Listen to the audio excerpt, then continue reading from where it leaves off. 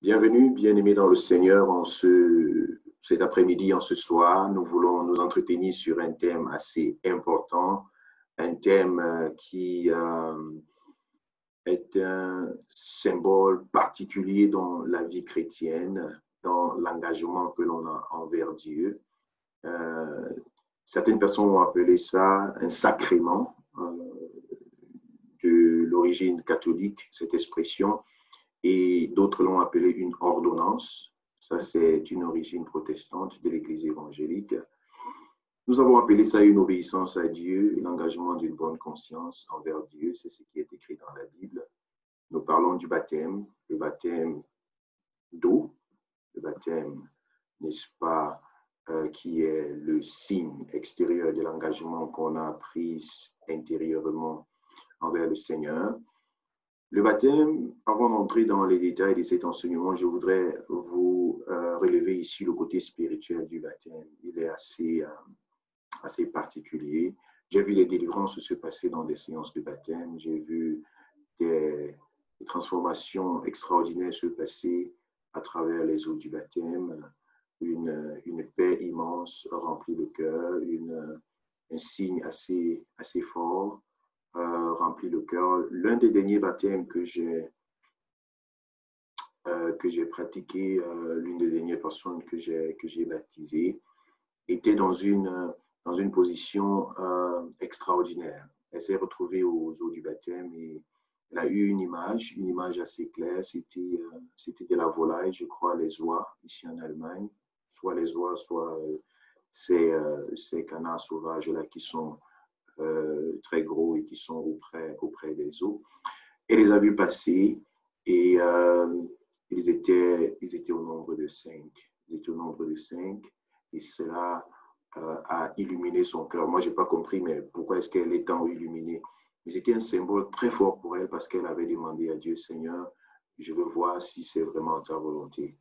Et elle a vu, c'était une famille de volailles qui se baladait là auprès des eaux. Et pour elle, c'était une image très forte, très indescriptible. Pendant que je parle, je n'arrive pas à me l'imaginer, mais pour elle, c'était extraordinaire. Ça a fait du baume dans son cœur, ça a provoqué une joie profonde en elle.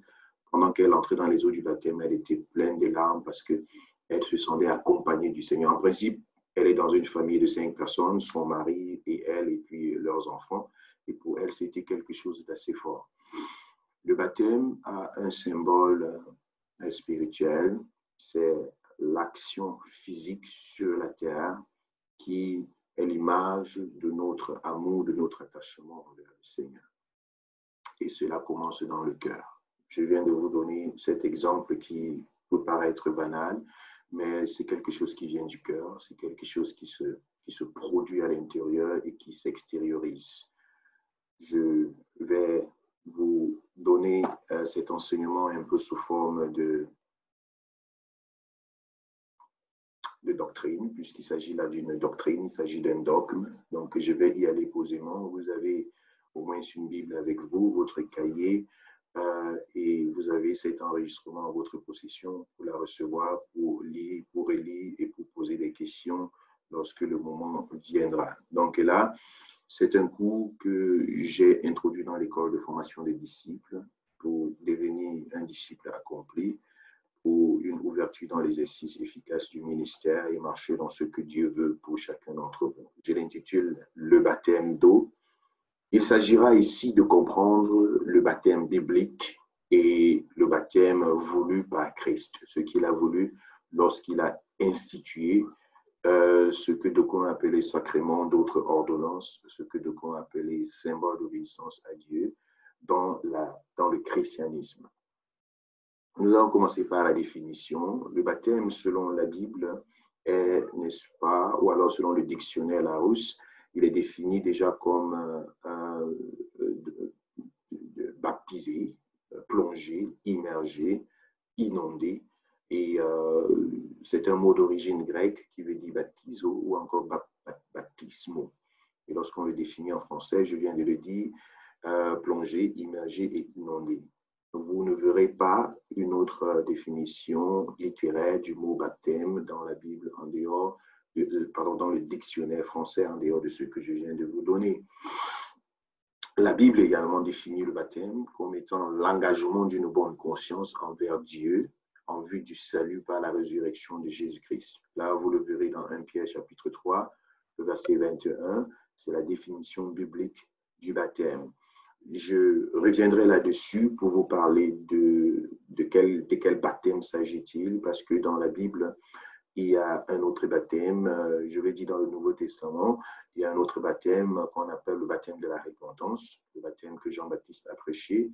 Et c'est ce baptême-là que, à mon avis, maladroitement, certaines églises religieuses commencent à continuer à prêcher et à pratiquer aujourd'hui, le baptême de la repentance, c'est-à-dire un baptême qui a pour objectif de pardonner les péchés ou bien d'apporter le pardon des péchés de l'humanité, ce qui est faux selon les évangiles. Je reviendrai là-dessus un peu de façon plus posée pour que vous puissiez comprendre de quoi je parle. Mais ici, il s'agit pour moi déjà de vous présenter ce que c'est que la définition biblique du mot baptême. C'est l'engagement d'une bonne conscience envers Dieu en vue du salut par la résurrection de Jésus-Christ.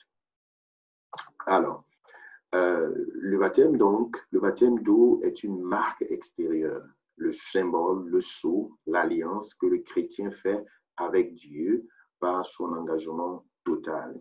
Ça, c'est une définition que je vous présente un peu comme un résumé de ce de quoi nous allons parler. On va parler d'une théologie systématique. On va dire, OK, ça c'est le résumé de ce que vous allez recevoir pendant ce cours sur le baptême, c'est de pouvoir remarquer que le baptême, c'est une marque extérieure, c'est le symbole, c'est le sceau de l'alliance que le chrétien fait avec Dieu par son engagement personnel, son engagement total. On peut facilement et sans risque de se tromper, comparer le baptême à l'alliance. L'alliance qui, lorsque vous voyez cette bague d'alliance, vous allez tout simplement penser à l'accomplissement d'un processus, à un amour qui est né dans le cœur et qui a fini par se réaliser. Donc, lorsqu'on parle d'une alliance comme celle que je porte sur mon doigt, c'est le symbole d'un processus intérieur. Deux personnes vont se rencontrer, elles vont s'approcher, elles vont discuter, elles vont passer du temps ensemble, le cœur va battre, beaucoup de choses vont se passer, il y aura des hauts et des bas, il y aura beaucoup de choses, et puis finalement, ces deux personnes, en vertu de l'amour qui les unit, de l'entente qui les a approchés les uns les autres, ainsi de suite, finissent un jour par décider d'extérioriser, n'est-ce pas, ce qu'ils sont en train de ressentir l'un pour l'autre dans le cœur. Et on va parler donc du mariage, on va parler d'une cérémonie, on va parler d'une mise de l'alliance. Donc, le baptême, pour moi, a exactement ce schéma-là. C'est le sceau, c'est le signe extérieur de ce qui s'est passé à l'intérieur de soi. Ça veut dire, au-dedans de moi, un processus a été fait, un processus a été enclenché, il est parti, il a avancé jusqu'à ce que un jour, je dis, OK, le monde entier doit savoir sur quelle position je me tiens, dans quelle direction j'ai décidé de mettre ma vie, ainsi de suite. Donc, c'est ça, le baptême, un signe, une marque extérieure, c'est le symbole, c'est le sceau de l'alliance du chrétien qu'il fait avec Dieu. Et j'ai parfois illustré également le baptême comme étant la marque qui est posée sur une carrosserie et qui lui donne sa valeur et son symbole d'appartenance. Quand je parle de carrosserie ici, j'ai dans ma tête une voiture. Une voiture, vous allez vous imaginer une voiture lorsqu'elle sort de la première phase de son atelier de fabrication, lorsque la carrosserie, tout simplement, la carapace de la voiture est formée, est moulée avec soit de l'acier ou bien d'autres matériels, et qu'il n'y a aucune couleur, aucun logo, rien là-dessus. Cette voiture, vous pourriez la confondre à toute autre voiture parce que elle n'est pas marquée. On ne sait pas si c'est une BMW, si c'est une Toyota, si c'est une Ford, si c'est une Peugeot, si c'est quoi. On ne peut pas savoir juste parce qu'elle est à l'étape de la carrosserie. Elle est vierge, permettez l'expression. Elle est tout simplement là et on ne sait pas à quel sein se vouer pendant cette étape-là. Jusqu'à ce que, à un certain moment, quelqu'un se lève et y met un logo. On va mettre le logo de BMW là-dessus. Et à partir de ce moment, à partir de cet instant, la nature extérieure de cette voiture est assimilée différemment. Si c'est un logo de Mercedes qu'on va mettre sur ça, directement dans la tête de certaines personnes, c'est une qualité, voilà, c'est une classe sociale qui se crée, c'est quelque chose de particulier qui se crée. Donc, ça, c'est également l'une des significations que le baptême prend. Donc, c'est un cachet, c'est un sceau qui donne un nouveau sens à la vie, qui donne un nouveau signe d'appartenance. On va vous mettre là plusieurs bateaux. Ils sont 50 bateaux alignés au bord de la mer. Ils sont peut-être faits par le même fabricant, mais il y a un parmi eux qui porte le nom de Queen Mary. Queen Mary, et puis dès que vous allez voir ce bateau-là avec cet emblème-là, la valeur change complètement dans votre tête, dans votre mémoire. Vous la voyez différemment des 49 autres bateaux qui sont là, mais pourtant ce n'est que le nom. Pourquoi? Parce que cette carapace-là, ce tas d'acier, a été baptisé Queen Mary, et directement ça a eu un autre sens dans votre tête. Donc, c'est de ça qu'il s'agit. C'est un sceau, c'est un symbole, c'est une marque extérieure que l'on reçoit par rapport à l'engagement qu'on a pris à l'intérieur de soi-même. Nous sommes toujours dans le cadre des définitions. C'est une pratique très importante recommandée pour le chrétien par Jésus dans Matthieu chapitre 28, du verset 18 au verset 20.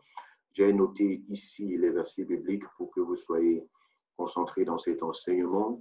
Vous pouvez noter ces versets et prendre le temps de les relayer de façon à tête reposée. Matthieu 28, versets 18 à 20. Il s'agit là, pour ma part, d'un passage très, très important, d'autant plus qu'il il fait partie du testament de Jésus, le testament du Christ. Ce sont l'une de ses dernières paroles, l'une de ses dernières volontés avant qu'il ne s'en aille. Et puis c'est l'un des derniers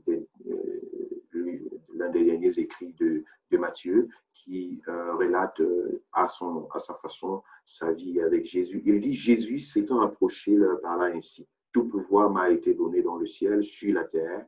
Allez, faites de toutes les nations des disciples, les baptisant au nom du Père, du Fils et du Saint-Esprit, et enseignez-leur à observer tout ce que je vous ai prescrit. Et voici, je suis avec vous tous les jours jusqu'à la fin du monde. Donc ici, c'est une pratique très importante recommandée par Jésus, n'est-ce pas, recommandée aux chrétiens par Jésus. C'est la pratique de l'une de ses dernières volontés, de son testament.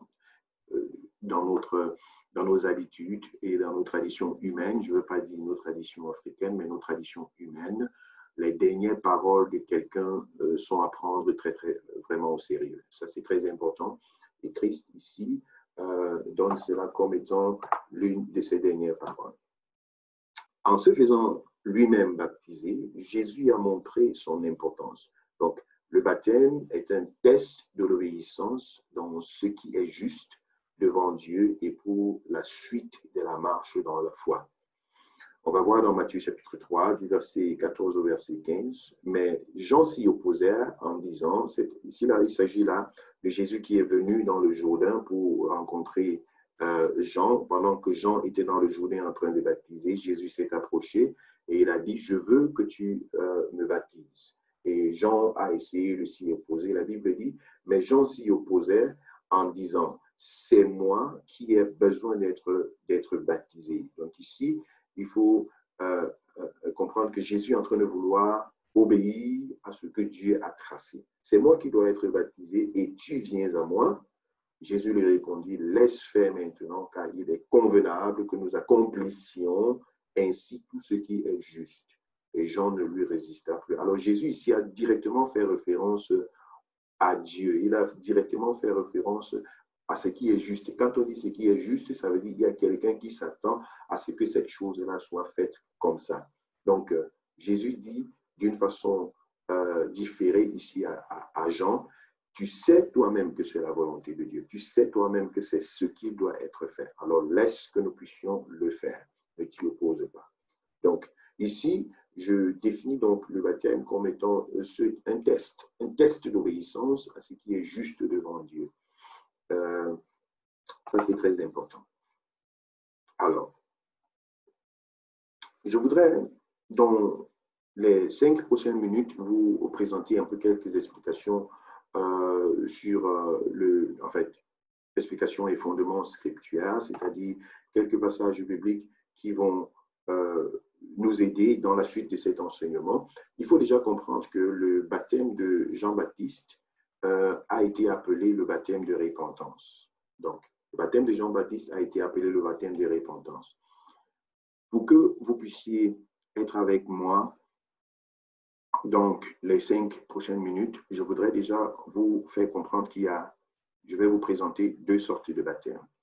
Un baptême qui est le baptême de Jean-Baptiste et qui est le baptême de la repentance, et un autre baptême, toujours dans le Nouveau Testament, qui est le baptême de Jésus-Christ et qui est l'engagement d'une bonne conscience envers Dieu. En d'autres termes, le baptême dont nous sommes en train de parler.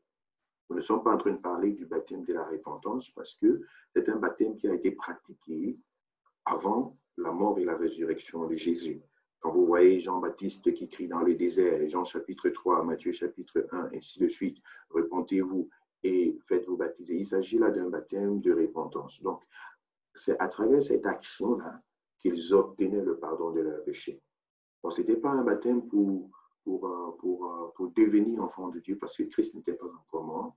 C'était un baptême pour recevoir le pardon des péchés. Et comme je l'ai dit au début, malheureusement, c'est dans cette compréhension-là que beaucoup de religions sont restées aujourd'hui. Et on enseigne de part et d'autre que par le baptême, tu peux être pardonné de tes péchés. Bien sûr que non. Le baptême ne te pardonnera jamais de tes péchés.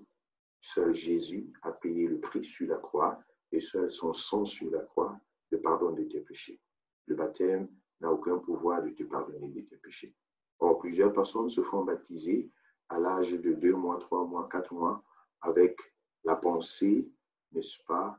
Pas qu'ils ont cette pensée, mais la pensée qui anime ceux qui les soumettent à cette pratique-là, c'est que l'enfant doit être lavé du péché adamique, l'enfant doit être purifié, l'enfant doit être consacré à la religion, n'est-ce pas, à travers cette action. Donc, c'est une autre interprétation de la parole qui n'est pourtant pas vraie.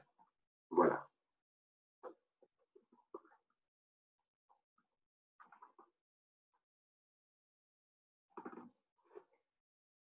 Je viens de me rendre compte que mon micro n'était pas très en place, mais comme vous n'avez pas signalé, je suppose qu'il n'y a pas eu d'interruption dans mes propos. OK, j'espère également que l'enregistrement sera bon. Donc, il s'agit ici pour moi de vous présenter ces 2 formes de baptême. Le baptême de Jean-Baptiste, appelé aussi le baptême de repentance. Donc, Matthieu chapitre 3, du verset 1 au verset 6, on peut le voir. La Bible nous dit, en ce temps-là, parut Jean-Baptiste prêchant dans le désert de Judée. Il disait, repentez-vous, car le royaume des cieux est proche. Jean est celui qui avait été annoncé par Ésaïe, le prophète, lorsqu'il dit, c'est ici la voix de celui qui crie dans le désert. Préparez le chemin du Seigneur, aplanissez ses sentiers. Jean avait un vêtement de poil de chameau et une ceinture de cuir autour des reins. Il se nourrissait de sauterelles et de miel sauvage. Les habitants de Jérusalem et de toute la Judée et de tout le pays des environs du Jourdain se rendaient auprès de lui et, confessant leurs péchés, ils se faisaient baptiser par lui dans le fleuve du Jourdain. Donc ici, on se rend donc compte qu'il y a des choses particulières qui se passaient dans leur vie. OK. Donc il y a des choses qui se passaient dans leur vie et ils venaient se faire baptiser comme étant le symbole de leur repentance. C'était à cause de leur repentance qu'il venait se faire baptiser. Nous allons voir un passage, 2 ou 3 autres passages dans la suite. Le baptême de Jean-Baptiste aussi, donc nous venons de lire Matthieu chapitre 3, versets 1 à 6, là où nous avons vu comment Jean-Baptiste appelait les gens à se repentir et à venir vers lui dans le Jourdain pour manifester leur repentance. Marc chapitre 1, verset 4, c'est encore Jean-Baptiste. Jean parut, baptisant dans le désert et prêchant le baptême de repentance pour la rémission des péchés. Ça, c'est tout particulier. Il fallait se baptiser selon Jean-Baptiste afin d'obtenir, n'est-ce pas, la repentance. Ça, c'était important. Et dans Luc chapitre 3, on voit également voilà, le même symbole du baptême. Il alla dans tout le pays des environs du Jourdain, prêchant le baptême de repentance pour la rémission des péchés. C'est extraordinaire ici de voir que Jean-Baptiste, il s'orientait toujours selon le Jourdain. Il marchait au bord du Jourdain parce qu'il savait que je vais prêcher l'évangile, je vais annoncer l'évangile et il faut que les gens réagissent. Et lorsque les gens vont réagir, il faut que je les aide à recevoir le pardon de leurs péchés. Et lui, il était focalisé dans sa tête. Le baptême, c'est ce qui va leur donner le pardon de leurs péchés. C'est pourquoi on appelait ça ici le baptême de repentance. Il s'agit ici du baptême de Jean, qu'il a d'ailleurs pratiqué avec beaucoup d'exploits et beaucoup de bénédictions pendant la période de Jésus. Et lorsque les apôtres donc ont pris la relève pour avancer avec l'œuvre de Dieu, il y a eu, à mon sens, pendant mes études bibliques et des comparaisons parallèles, il y a eu, à mon sens, une période assez trouble dans la vie des apôtres au sujet du baptême. Pour comprendre exactement cette transition-là, pour passer du baptême de Jean-Baptiste au baptême, n'est-ce pas, qui est l'engagement d'une bonne conscience envers Dieu. Certainement que Dieu nous permettra d'entrer dans ces profondeurs une autre fois, mais je voudrais rester ici sur l'essentiel de cet enseignement sur le baptême d'eau. On va donc voir ici l'apôtre Paul qui se rend dans une ville d'Asie, dans une province, et qui rencontre là-bas des chrétiens qui ont commencé à servir le Seigneur, qui ont commencé à marcher dans la parole de Dieu, et qui avaient été baptisés selon le baptême de Jean. Voilà, ils avaient pris ce baptême de Jean pour manifester leur repentance, et puis ils ont commencé à marcher avec le Seigneur et avancer avec lui. Mais il n'y avait pas encore cette extériorisation de cet engagement personnel avec le Seigneur. Alors, pendant qu'Apollos était à Corinthe, Paul, après avoir parcouru les autres provinces de l'Asie, arriva à Éphèse. Et en rencontrant quelques disciples, il leur dit, « Avez-vous reçu le Saint-Esprit quand vous avez cru ?» Ils lui répondirent, « Nous n'en avons même pas entendu dire qu'il y ait un Saint-Esprit. » Il dit, « De quel baptême avez-vous donc été baptisés ?» Et il répondit, « Du baptême de Jean. » Alors, Paul dit, « Jean a baptisé du baptême de repentance, disant au peuple de croire en celui qui venait après lui, c'est-à-dire en Jésus. » Sur ces paroles, ils furent baptisés au nom du Seigneur Jésus. Lorsque Paul leur eut imposé les mains, le Saint-Esprit survint sur eux et ils parlaient en langue et prophétisaient. Donc on voit ici des chrétiens dans la ville d'Éphèse, mais qui étaient ignorants des fondements de la foi, ignorants de comment extérioriser leur engagement avec le Seigneur. Et à cause de cela, ils n'avaient pas accès à certaines profondeurs bibliques, ici, par exemple, ils n'avaient jamais entendu parler du Saint-Esprit, c'est-à-dire ils n'avaient pas eu cette expérience-là. Ils n'avaient pas compris de quoi il s'agit. Et Paul s'étonne et se dit, mais tiens, de quel baptême avez-vous été baptisé jusqu'à présent? Ils disent non, c'est à l'époque de Jean. C'est à l'époque de Jean le Baptiste, pendant qu'il prêchait dans le désert, pendant qu'il disait « Venez vous repentir », nous faisons partie de ces gens-là qui sont entrés dans le Jourdain pour nous faire baptiser en vue de notre repentance.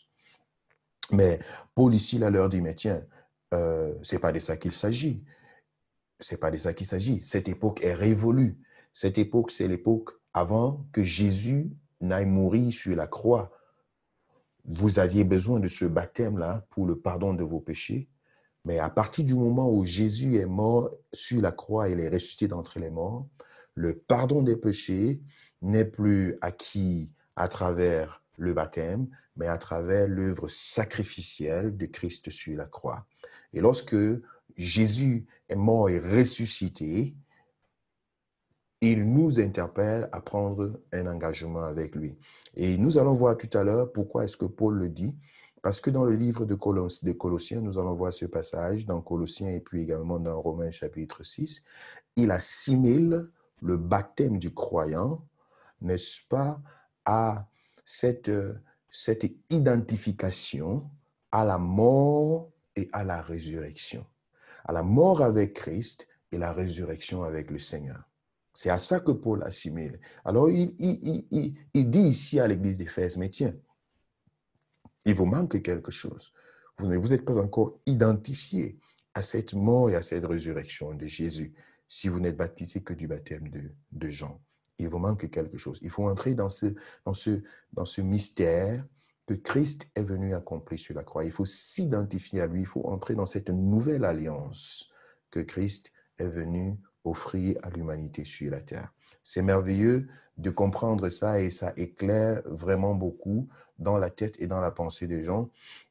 J'en ai discuté avec quelques catéchistes de certaines églises comme catholiques, évangéliques et autres, et ils m'ont dit, véritablement, c'est quelque chose qui manque. C'est quelque chose qui n'a pas encore vraiment été compris dans les profondeurs. Et puis c'est ce que nous devons maintenant apprendre, c'est ce de quoi nous devons parler. Gloire soit rendue au Seigneur.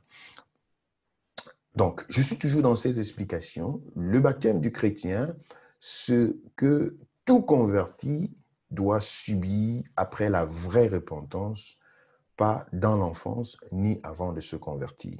C'est de ça qu'il s'agit. Je suis en train de vous donner des explications et des fondements scripturaires. Donc, il ne s'agit pas du baptême de la repentance. Je viens de vous présenter ce que c'est que le baptême de la repentance et dans quelle époque cela se situe. Maintenant, je voudrais vous parler du baptême du chrétien. Et ce baptême du chrétien n'a rien à voir avec ce que l'on a reçu lorsqu'on ne savait pas encore dire bé Abba, lorsqu'on ne savait pas encore dire maman et papa, lorsqu'on ne savait pas encore ce qui est bien et ce qui est mauvais. Ce n'est pas de ça qu'il s'agit. Donc, le baptême du chrétien, c'est quelqu'un qui se baptise étant chrétien. Étant chrétien, ça veut dire quelqu'un qui a une conscience personnelle et un engagement personnel et qui sait dans quoi est-ce qu'il est en train de s'engager. Donc, le baptême du chrétien, nous allons le voir dans 1 Pierre chapitre 3, le verset 21. Lorsque nous avons vu tout à l'heure dans Actes chapitre 19, on voit comment Paul, l'apôtre Paul, a ramené, n'est-ce pas, ces chrétiens de l'église d'Éphèse, du baptême de la repentance au baptême chrétien. C'est de ça qu'il s'agit. Mais pourquoi est-ce qu'il l'a fait? C'est quoi le baptême chrétien?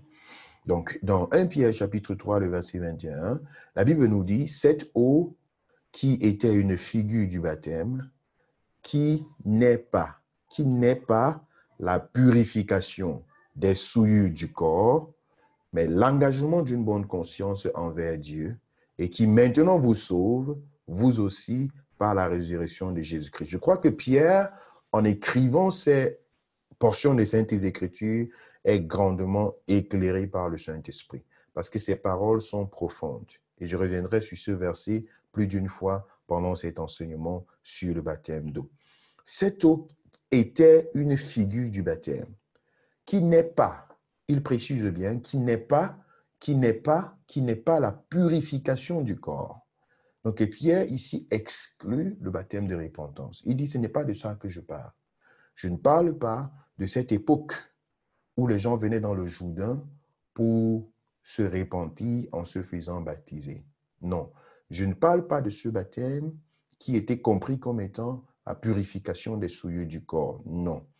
Cette eau était une figure du baptême qui n'est pas la purification des souillures du corps, mais l'engagement d'une bonne conscience envers Dieu. L'engagement d'une bonne conscience envers Dieu et qui maintenant vous sauve, vous aussi, par la résurrection de Jésus-Christ. Donc ici, ce sont des mots très, très forts et très, très importants. L'engagement d'une bonne conscience envers Dieu.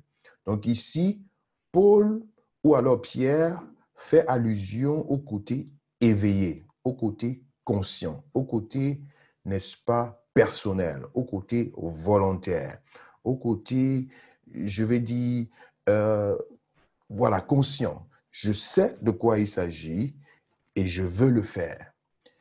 Il ne s'agit pas d'une décision de mes parents, il ne s'agit pas d'une décision de mon pasteur, il ne s'agit pas d'une décision de mon mari, de ma femme, il ne s'agit pas du fait que je sois né dans cette famille-là qui a toujours cru comme ça, qui a toujours marché comme ça. Non, ce n'est pas de ça qu'il s'agit. Il s'agit de l'engagement d'une bonne conscience envers Dieu. J'ai pris mon temps, j'ai observé la chose, j'ai fait mon chemin et maintenant je suis prêt à mettre cette alliance.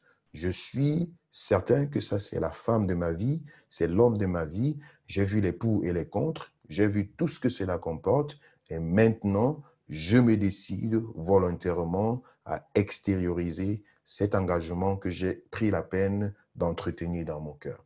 Bien-aimé dans le Seigneur, c'est pourquoi moi, personnellement, j'aime, n'est-ce pas, que ceux qui viennent au Seigneur prennent du temps. Du temps pour voir et pour s'asseoir et prendre une décision personnelle. Il y a des églises où dès que tu entres, on va te baptiser la semaine qui vient ou bien le jour qui vient. Je n'en disconviens pas. Ça dépend d'où est-ce que tu étais et qu'est-ce que tu as vécu avant. Mais j'aime donner du temps à chacun de pouvoir s'asseoir et de pouvoir se rendre compte, maintenant je suis prêt. Maintenant c'est ce que je veux. Maintenant c'est le chemin sur lequel je veux m'engager. Pasteur, peux-tu me faire baptiser? C'est ma volonté personnelle. C'est exactement ça dont Pierre est en train de parler ici, là, lorsqu'il parle du baptême chrétien. Maintenant, nous allons voir ce que Jésus lui-même dit au sujet du baptême. Je ne sais pas pourquoi ça a été un peu difficile pour les apôtres de comprendre ça, mais comme beaucoup d'autres choses que Jésus a expliquées dans les évangiles, c'est plus tard, dans leur marche chrétienne de l'Église primitive, qu'ils ont compris le sens de beaucoup d'autres choses dont Jésus parlait. Marc chapitre 16, le verset 15 à 16, il dit, puis il leur dit, allez par tout le monde et prêchez la bonne nouvelle à toute la création. Celui qui croira et qui sera baptisé sera sauvé, mais celui qui ne croira pas sera condamné. Je voudrais mettre l'emphase ici là sur le mot croire. Celui qui croira. Celui qui croira et qui se fera baptiser. Il y a cette conjonction de coordination, celui qui croira et qui se fera baptiser. Donc, le baptême ne vient pas avant la croyance, mais la croyance vient avant le baptême. Celui qui croira et qui se fera baptiser. Donc ici, on parle déjà d'une conviction personnelle qui doit naître. Il s'agit d'un mode de vie. Il s'agit d'un engagement personnel. C'est sur ce chemin que je vais aller. J'en suis conscient. En d'autres termes, j'ai cru. Je m'attache. Je suis devenu disciple du Seigneur. Je veux marcher dans ses voies. Et maintenant, il dit, celui qui croira et qui sera baptisé sera sauvé. Donc ici, je reste à ce niveau juste pour vous expliquer que le baptême, n'est-ce pas, du chrétien, le baptême du croyant, est quelque chose de particulier et c'est ce sur quoi nous sommes en train de nous entretenir. La signification spirituelle du baptême, ce sera le prochain point sur lequel je vais m'étaler. Le baptême symbolise la mort et l'ensevelissement et la résurrection de Jésus. Donc, pour nous chrétiens, se baptiser, c'est s'identifier à sa mort, son ensevelissement et à sa résurrection. C'est de ça qu'il s'agit. Et c'est ce que Paul réclamait à ces nouveaux chrétiens de l'église d'Éphèse. Il leur disait, de quel baptême, de quoi parlez-vous? Avez-vous pris ce baptême-là qui est le symbole de, n'est-ce pas, de l'ensevelissement avec Christ et de sa résurrection. Si c'est le baptême de la repentance, sachez qu'il ne s'assimile pas à cet ensevelissement et à cette résurrection. Dans Colossiens chapitre 2, le verset 12, c'est encore Paul qui écrit cet épître, n'est-ce pas, à l'église de Colossiens, à l'église de Colosse. Il dit, ayant été enseveli par lui, avec lui par le baptême, vous êtes aussi ressuscités en lui et avec lui par la foi en la puissance de Dieu qu'il a ressuscité des morts. Vous voyez ici donc l'élan spirituel du baptême. C'est comme mourir avec Christ et ressusciter avec Christ. Et c'est ça qui fait la beauté spirituelle de ce symbole. Mourir avec Christ et ressusciter avec Christ. Tout le salut de l'humanité aujourd'hui repose sur la mort et sur la résurrection du Seigneur. Donc, en entrant dans ce symbolisme-là, en entrant dans cette action de mort et de résurrection, c'est une identification à cette œuvre puissante que Christ a accomplie pour nous sur la terre. Je pense que ce symbole ne devrait pas être biaisé, ne devrait pas être... personne ne devrait être empêché de goûter à ce symbole. C'est très important. Cette mort avec Christ, cet ensevelissement et cette résurrection avec lui. Pour ceux-là qui ont un peu plus de pensée sur tout ce que Christ est parti accomplir dans des lieux terrestres par sa mort et par sa résurrection, c'était extraordinaire. Sur la croix du Calvaire, tout ce qu'il a souffert, tout ce qu'il a porté, c'est le péché de l'humanité, ce sont des souffrances, c'est beaucoup de malédictions et toute autre chose qu'il a porté. Lorsqu'il est parti dans le tombeau, c'était la finalité et tout le monde était sûr que rien ne va fonctionner, c'est fini, c'est le désespoir. Donc il a emporté avec lui toute cette lourdeur, tout ce qui peut être sur nous, il les a emportés dans les lieux, dans le séjour des morts. Et là, il a remporté la victoire, même sur Satan. C'est-à-dire, pendant ces 3 jours-là, Satan pensait que, OK, il a remporté la victoire. Mais il a été surpris parce que Christ a pris même la clé du séjour des morts et il est ressorti libre et vainqueur.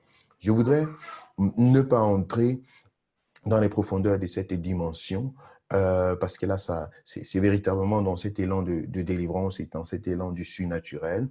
Mais je voudrais rester sur ce symbolisme-là, dont l'apôtre Paul parle ici. Il dit, ayant été enseveli par le baptême, vous êtes aussi ressuscités en lui et avec lui par la foi en la puissance qu'il a ressuscité des morts. Ça, c'est vraiment merveilleux comme image à garder dans son esprit. Donc, c'était Colossiens chapitre 2, verset 12. La signification spirituelle du baptême. Mourir dans le péché et ressortir une nouvelle personne. Paul le dit également dans Romains chapitre 6, du verset 3 au verset 6. Ignorez-vous que nous tous qui avons été baptisés en Jésus-Christ, c'est en sa mort que nous avons été baptisés. Nous avons donc été ensevelis avec lui par le baptême en sa mort, afin que, comme Christ est ressuscité des morts par la gloire du Père, de même nous aussi nous marchions en nouveauté de vie. En effet, si nous sommes devenus une même plante avec lui par la conformité en sa mort, nous le serons aussi par la conformité à sa résurrection.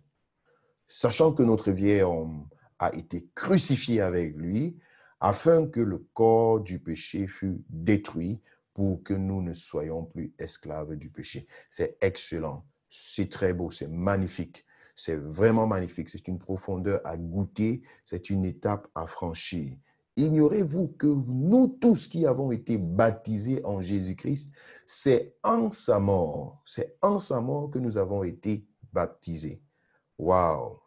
Ça, c'est une participation, c'est une identification à la mort de Christ. C'est une image spirituelle très forte. Nous avons donc été ensevelis avec lui par le baptême en sa mort, afin que comme Christ est ressuscité des morts par la gloire du Père, de même nous aussi nous marchions en nouveauté de vie. Donc, c'est tout un symbole du dépouillement du vieil homme et du revêtement d'une capacité de pouvoir marcher en nouveauté de vie. C'est aussi de ça que Paul est en train de parler dans ce passage que je vous invite à, n'est-ce pas, noter et à pouvoir relire. C'est très important. Faute de temps, je m'en vais mettre le pied sur l'accélérateur tout en essayant de vous donner tout ce qui est nécessaire dans ce domaine, dans ce chapitre. Nous allons parler du mode d'administration du baptême. Comment est-ce que le baptême se passe? Je crois qu'à travers ce que nous venons de dire, à travers le symbolisme même du baptême que je viens de présenter, je pense que ça se comprend à suffisance.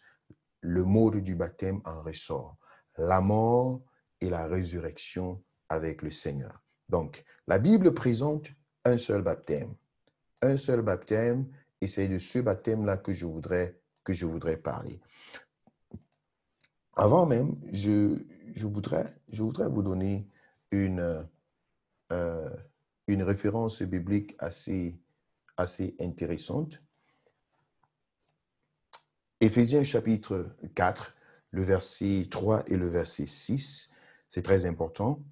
Lorsque nous parlons du mode du baptême, des modes d'administration du baptême, nous devons déjà comprendre que Paul a précisé cela parce qu'il avait vu déjà une certaine divergence au milieu des chrétiens au sujet de comment le baptême se passe. Il dit, vous efforçant de conserver l'unité de l'esprit par le lien de la paix. Il y a un seul corps, il y a un seul esprit, comme vous aussi, vous avez été appelés à une seule espérance par votre vocation. Ce que j'ai écrit, ce que j'ai souligné ici en rouge est également très important. Il y a un seul Seigneur, une seule foi, un seul baptême. Un seul Dieu et Père de tous, qui est au-dessus de tous et parmi tous et en tous. Éphésiens 4, versets 3 à 6. Paul est, n'est-ce pas, rongé, il est préoccupé par la pensée de l'unité du christianisme, de l'unanimité dans les doctrines chrétiennes. Il a ça de façon profonde dans son cœur. Et il dit, mes amis, nous avons été appelés à l'unité. Efforçons-nous à conserver l'unité de l'esprit par le lien de la paix. Il y a un seul corps, il y a un seul esprit, comme vous avez été aussi appelé à une seule espérance par votre vocation. Il y a un seul Seigneur, une seule foi, un seul baptême. Bien, si Paul lui-même dit qu'il y a un seul baptême, de quel baptême parle-t-il? Si ce n'est rien d'autre que le baptême biblique, puisque c'est un homme biblique, c'est un homme qui parle des Saintes Écritures, c'est un homme qui est enseigné. Il a été formé par le docteur Gamaliel, un docteur en théologie. Pendant les 12 premières années de sa vie, il avait l'excellence dans la Torah, le Pentateuque.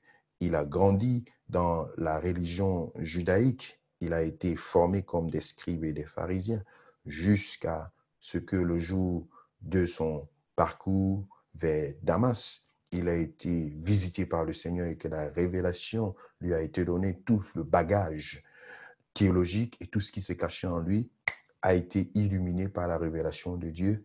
Et Paul parle ici en tant que quelqu'un qui a une base fondée sur les Saintes Écritures. Et il leur dit, mes amis, il y a un seul baptême. Au jour d'aujourd'hui, nous parlons dans notre génération de plusieurs sortes de baptêmes ou encore de deux qui se font connaître et qui se font, n'est-ce pas, entretenir dans le monde. On va parler de l'aspersion, quelques gouttes d'eau qu'on va verser sur la tête de quelqu'un. Je n'arrive pas à appeler ça baptême. Et on va parler de l'immersion. Pourquoi je n'arrive pas à appeler ça baptême? Parce que nous avons défini le mot baptême au début de cet entretien. Le Larousse français définit baptême comme étant immergé, plongé, inondé. Je n'arrive donc pas à définir aspersion par inondé, pas immergé. Pour moi, c'est deux dimensions complètement différentes. C'est un mot qui ne saurait remplacer l'autre mot. Donc, baptême par aspersion, pour moi, c'est quelque chose qui ne fonctionne pas. On ne saurait jamais dire un baptême par aspersion. C'est un abus de langage, mais c'est quelque chose qui se dit. Donc, si je reste sur la définition littéraire du mot baptême, je ne saurais l'assimiler au baptême. Une patate ne saurait être un macabo juste parce que ce sont des tubercules. Pas parce qu'il s'agit de l'eau que je vais confondre aspersion à immersion. C'est très important de retenir cela. Donc, Paul ici parle donc d'un seul baptême. Lorsqu'on va s'entretenir sur l'aspersion et sur ses origines, on se rendra compte que c'est dans les années 600 après Jésus-Christ que l'aspersion a été introduite dans l'Église universelle, qui est l'Église catholique. Le roi Constantin, n'est-ce pas, fort de sa réputation, il voulait gagner en notoriété et avoir un champ électoral plus grand afin de se faire élire à Rome. Et il s'est dit, les chrétiens sont les plus nombreux, c'est le champ électoral qui serait le plus fructueux. Alors si je m'identifie à eux, ils vont voter pour moi. Mais à cause de sa grandeur et de sa position, il n'a pas voulu se faire plonger dans l'eau. Il a demandé aux autorités ecclésiastiques de l'époque de lui verser quelques gouttes d'eau sur la tête et que cela ferait d'office de baptême. Ce qui a été fait, et à partir de ce moment, cela a été institué dans les églises et vous vous rendrez compte que même dans nos églises catholiques, protestantes et autres, il n'y a pas unanimité sur cette pratique. Au Brésil, par exemple, l'Église catholique va vous plonger dans l'eau, de même qu'au Tchad, de même qu'au Congo-Kinshasa et dans d'autres pays. L'Église catholique orthodoxe, d'ailleurs, jusqu'aujourd'hui, continue à plonger les gens dans l'eau. Et vous verrez dans certaines bâtisses, dans certains bâtiments de l'époque, que devant, à l'autel, il y a comme une forme de piscine qui avait été créée, qu'on appelle un baptistère, où l'on le remplissait cela d'eau et on descendait les escaliers, bien que ce soit à l'autel. Les gens se faisaient baptiser en plein culte dans un baptistère. Avec l'évolution, cela a été fermé et a été réduit à une cuvette d'eau qui sert tout simplement à verser quelques gouttes sur la tête des uns et des autres. Mais Paul dit avec beaucoup de conviction, mes amis, il y a un seul Seigneur, un seul Dieu et un seul baptême. Alors nous allons donc nous appesantir sur le mode de baptême biblique, le mode d'administration du baptême biblique. Le baptême était appliqué dans le Nouveau Testament d'une seule manière. La personne baptisée était immergée ou mise entièrement sous l'eau avant d'être ramenée à la surface. Voilà le seul baptême qui est mentionné dans la Bible. Nous avons quelques références bibliques. Dans Marc au chapitre 1, le verset 5, tout le pays de Judée et tous les habitants de Jérusalem se rendaient auprès de lui et, confessant leurs péchés, ils se faisaient baptiser par lui dans le fleuve du Jourdain. Donc, je mets l'accent ici, pas sur le baptême de la repentance, mais sur la forme, le mode d'administration. Ils partaient donc dans le fleuve du Jourdain. Vous convenez avec moi qu'on n'a pas besoin juste de quelques gouttes d'eau pour se rendre dans tout un fleuve. On a besoin donc d'une grande quantité d'eau. Jean chapitre 3, verset 23, Jean aussi baptisait à Hénon, près de Salim, parce qu'il y avait là beaucoup d'eau et on y venait pour être baptisé. Donc, quand Jean le Baptiste n'était pas au bord du Jourdain, il était à Hénon, près de Salim, parce que là aussi, il y avait beaucoup d'eau, telle qu'il y en avait dans le Jourdain. Actes chapitre 8, verset 36, comme ils continuaient leur chemin, ils rencontrèrent de l'eau. Et l'eunuque dit, voici de l'eau, qu'est-ce qui empêche que je ne sois baptisé? Si vous lisez le verset 37, verset 38, vous verrez, il descendit dans les eaux et il se fit baptiser. C'était là l'eunuque éthiopien qui venait d'être évangélisé par, je crois, Philippe, et qui, n'est-ce pas, l'a entraîné dans les eaux du baptême. Le mode d'administration du baptême ici est clair. Donc, il s'agit d'une immersion, il s'agit d'une plongée, il s'agit d'une identification à la mort et à la résurrection du Seigneur. quoi de plus beau, quoi de plus merveilleux, quoi de plus excellent que de pouvoir prendre ce symbolisme-là et de pouvoir s'identifier à ce que Christ a fait sur la croix du Calvaire. Nous bénissons le Seigneur parce que c'est... Donc, ce passage, nous l'avons lu tout à l'heure, Éphésiens 4, versets 3 à 6. Un seul Seigneur, une seule foi, un seul baptême. La question donc est de savoir, je veux m'associer, je veux m'identifier à une invention des hommes ou bien je veux m'identifier à ce qui est biblique. C'est parfois difficile pour certaines personnes de comprendre ça, mais je prie que cela soit une audacité à laquelle tu te prêterais. Et il ne s'agit pas seulement d'une audacité sur tes propres convictions à toi, mais sur les saintes écritures. Il est temps de retourner à la parole de Dieu. Si tu trouves quelque chose qui est fondé sur les saintes écritures, alors mets-le en pratique.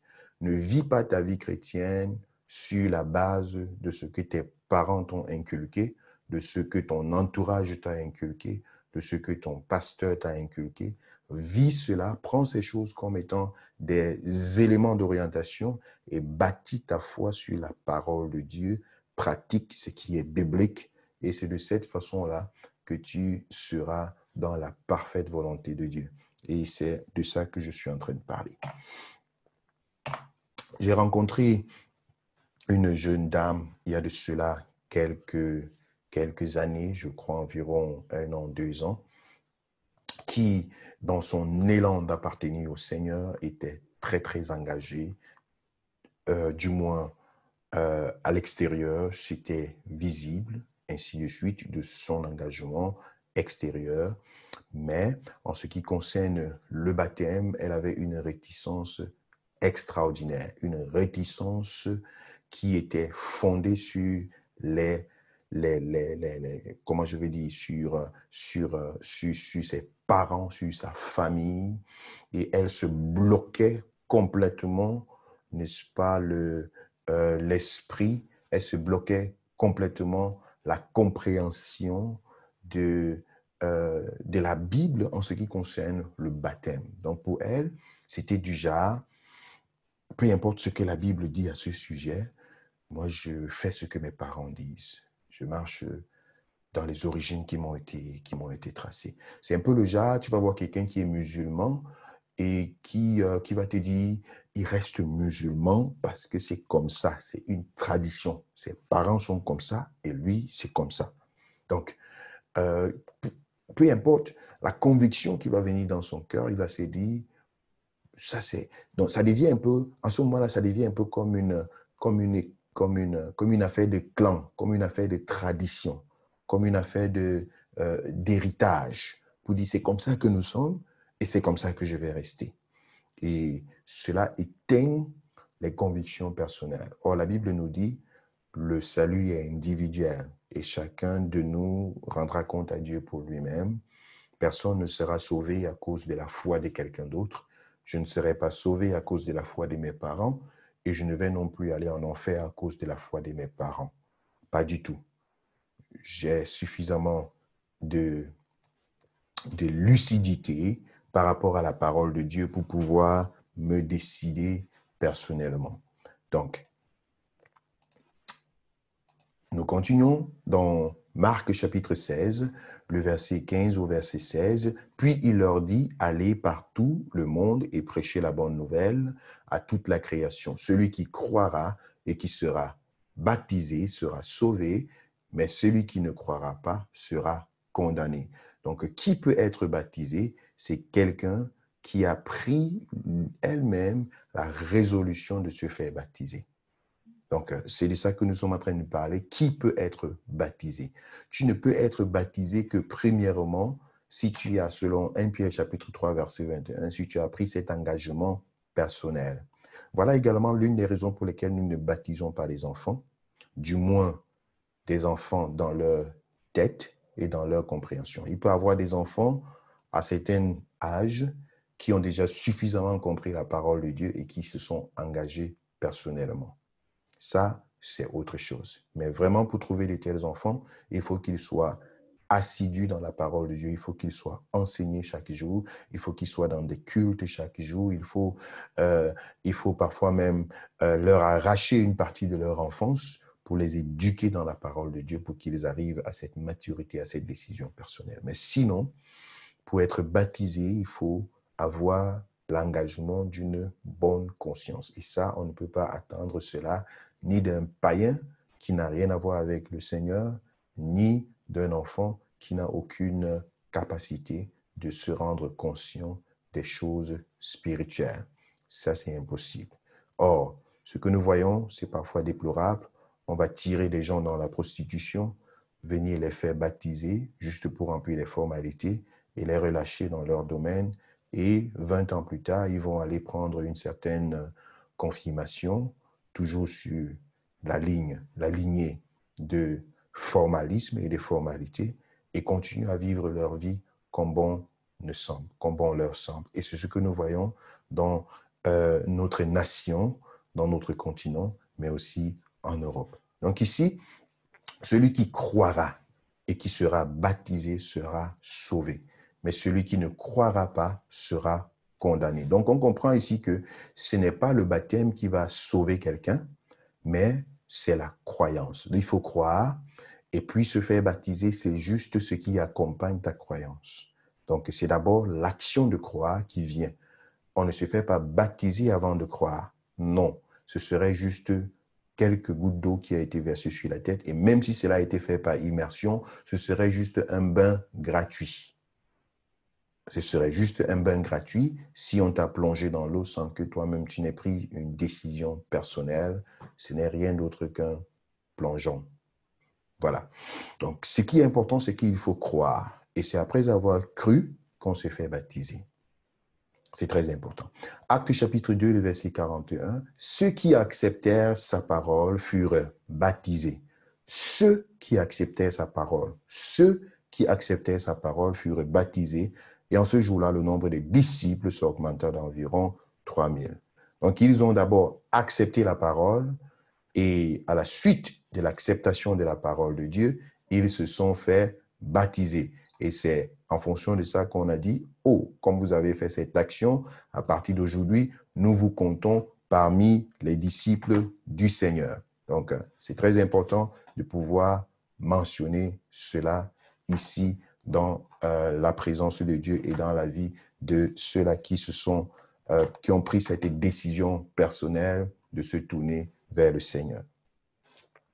Alors, nous continuons très rapidement pour ne pas abuser de votre temps. Qui peut être baptisé? Ceux qui ont résolument et personnellement accepté l'Évangile. Donc, tout à l'heure, j'ai parlé de ceux qui ont pris voilà. Donc, voilà. Ceux qui ont eu la conscience et puis ceux qui ont résolument et personnellement accepté l'Évangile.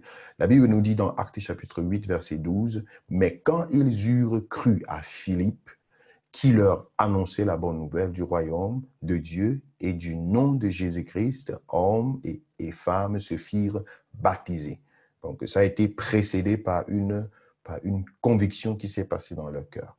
Ici, dans Actes chapitre 10, on voit également Pierre qui se met à la porte de la maison de Corneille et qui leur parle de l'Évangile. Pendant qu'il est en train de parler de l'Évangile de la repentance, la Bible dit, le Saint-Esprit est descendu sur eux, ils ont commencé à parler tous en langue, mais plus tard, alors Pierre dit, peut-on refuser l'eau du baptême à ceux qui ont reçu le Saint-Esprit aussi bien que nous?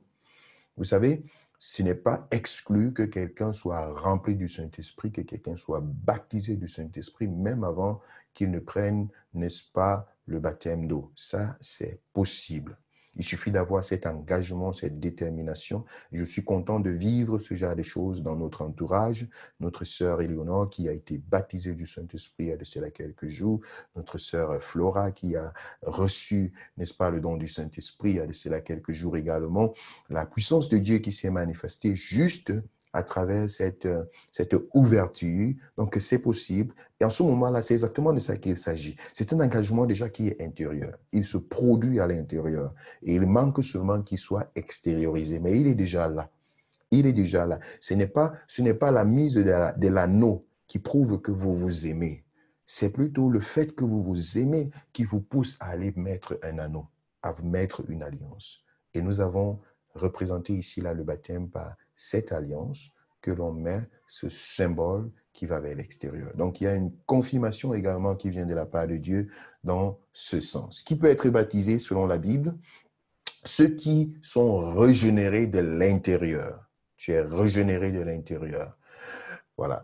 C'est de telles personnes qui doivent prendre le baptême, des personnes qui sont régénérées de l'intérieur. Vous tous, selon Galates chapitre 3, verset 27, il dit, vous tous qui avez été baptisés en Christ, vous avez revêtu Christ. Voilà. Donc, c'est parce que vous avez revêtu Christ que vous vous êtes fait baptiser. C'est de ça qu'il s'agit, c'est de ça que Paul est en train de parler ici. Et dans Romains chapitre 6, c'est un chapitre qui est très, très important en ce qui concerne le baptême. Il dit ici ce que j'ai mis en gras à cause du temps. De même, nous aussi, nous marchions en nouveauté de vie. En effet, si nous sommes devenus une même plante avec lui par la conformité à sa mort, nous le serons aussi par conformité à sa résurrection. Sachant que notre vieil homme a été crucifié avec lui, afin que le corps du péché fût détruit, pour que nous ne soyons plus esclaves du péché. Ici, Paul met un accent particulier. Il dit, ce n'est pas ce baptême-là qui vous amène cette résurrection ou bien cette purification, mais c'est à cause du fait que vous vous êtes engagé personnellement à marcher dans cette purification du péché, que vous êtes passé à ce symbole-là, à cette représentation, à cette identification dans la mort et à la résurrection du Seigneur. Donc ça, c'est très beau, c'est très génial. Je voudrais, dans la dernière partie de cet enseignement, je suis en train d'y aller. Nous sommes presque à la fin. La nécessité du baptême. La nécessité du baptême. Je voudrais revenir sur l'une des choses que j'ai mentionnées au début. Le baptême est nécessaire,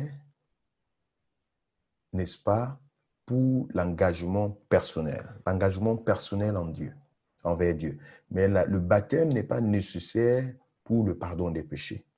Je réitère là-dessus parce que je sais que c'est une vieille doctrine, c'est un éléphant à la peau dure qui s'est introduit même dans des milieux de réveil, dans des milieux pentecôtistes, et beaucoup n'arrivent pas à interpréter, n'est-ce pas, la nécessité du baptême. Ce n'est pas le baptême qui t'offre le pardon de tes péchés. Rien sur cette terre ne peut t'offrir le pardon des péchés.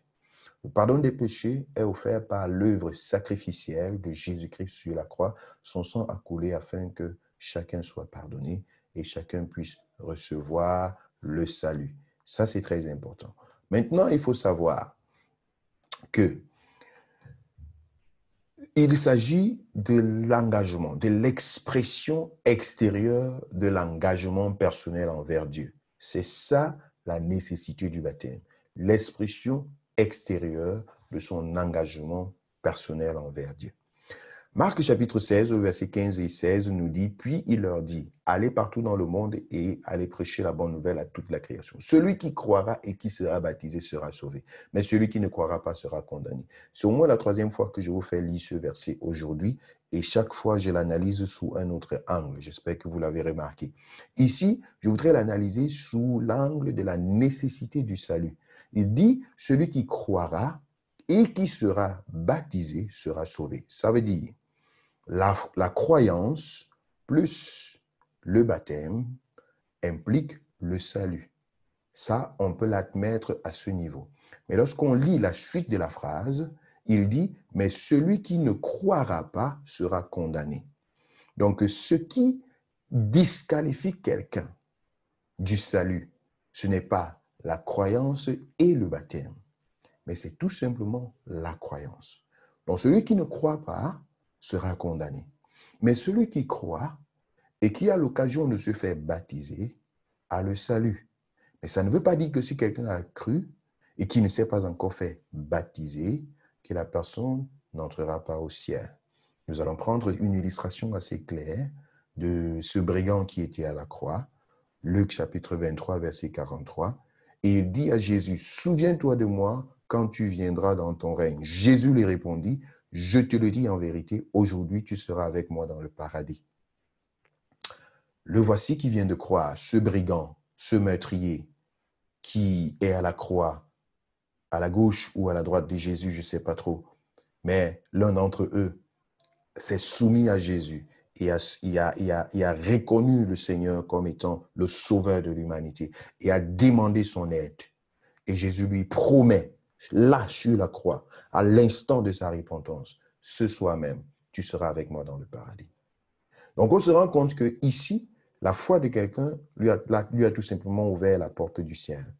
Et plus tard, on va se rendre compte que Jésus est mort avant ces deux brigands-là. Il a été suffisamment maltraité pour mourir avant eux. Et c'est exactement ça, parce que c'est la mort de Christ qui a donné à ce brigand-là le cachet pour entrer au ciel. Jésus, en lui disant, savait que non, je vais mourir avant toi. Et à partir de ce moment, la promesse serait accomplie et tu entreras dans le ciel. Donc, ça, c'est très important de le mentionner ici. C'est pourquoi j'ai voulu analyser ce passage sous cet autre angle de Marc chapitre 16. Le baptême, comme nécessité, le baptême est pour nous une façon d'obéir au commandement biblique. Celui qui croira et qui sera baptisé sera sauvé. Donc, c'est un ordre, c'est un commandement. Donc, nous ne sommes pas à la croix, nous ne sommes pas crucifiés aux côtés de Jésus. Ça veut dire nous avons du temps, nous avons le choix, nous avons la décision, nous avons l'opportunité d'extérioriser notre relation, notre amour envers le Seigneur. C'est pourquoi le baptême est un commandement, une ordonnance de la part du Seigneur. Donc le chrétien, en principe, ne devrait pas être supplié à se faire baptiser. C'est plutôt le chrétien qui devrait vraiment presser son pasteur, presser ses leaders pour dire j'ai besoin du baptême, je sens quelque chose en moi, je veux prendre un engagement. C'est de ça qu'il s'agit et c'est exactement ça le baptême, l'engagement d'une bonne conscience envers Dieu. C'est l'eunuque éthiopien qui a dit à Philippe, mais tiens, je suis déjà suffisamment convaincu, tu as déjà tellement parlé, comme tu vois là, voilà même l'eau, voilà l'eau, qu'est-ce qui empêche là maintenant? Allons-y. Et Philippe dit, ok, si c'est ta décision, allons-y, faisons-le. C'est magnifique. Pourquoi la nécessité? Pourquoi le baptême est une nécessité? Afin d'accomplir ce qui est juste. Donc, Marc chapitre 3, verset 15, on a vu comment Jésus a dit à Jean le Baptiste, laisse que nous puissions accomplir ce qui est juste. Il voulait s'opposer à cela, mais Jésus lui a dit non, nous devons accomplir cela. Donc, pourquoi également la nécessité du baptême? Parce que c'est un signe logique qui suit la repentance. Sans cela, notre engagement de suivre le Seigneur est incomplet. C'est une suite logique. Là où je dis, voilà, je me suis engagé et puis je me fais baptiser. Vous savez, les musulmans même le font différemment. Tu vas voir quelqu'un, dès qu'il va dire qu'il devient musulman, on va lui donner un nouveau nom. Tu es Ahmed, tu es Delali, tu es ci ou ça. Donc, le fait que le musulman te donne un nouveau nom, c'est une forme de baptême, c'est une pratique. Donc, on te baptise en une autre personne. On te donne un autre cachet, on te donne un nouveau nom. Et c'est même lorsque tu as ce nouveau nom-là que tu peux prétendre même dire à l'extérieur que tu es musulman. Parce que dès que tu dis à quelqu'un que tu es musulman, il te demande quel est ton nom. Quand il te demande quel est ton nom, en principe, il te demande ton nom du baptême. Donc, dans ces religions-là, c'est carrément comme du tic au tac. Mais j'aime comment ça se passe dans la foi chrétienne, surtout comment est-ce que moi je vois la chose. Ça doit être le fruit d'une conviction personnelle, ça doit être un engagement qui vient, n'est-ce pas, du fond du cœur. Et c'est de ça que nous sommes en train de parler. Voilà. Donc, je bénis le Seigneur pour ce qu'il est en train de faire dans la vie de plusieurs d'entre vous, pour sa parole, pour sa présence et pour, n'est-ce pas, la conviction qu'il est en train de bâtir dans la vie des uns et des autres. Je reste à votre disposition pour ceux qui auront des questions, pour ceux qui auront des interrogations. Ce sera volontiers que j'y reviendrai pour vous apporter quelques éclaircies.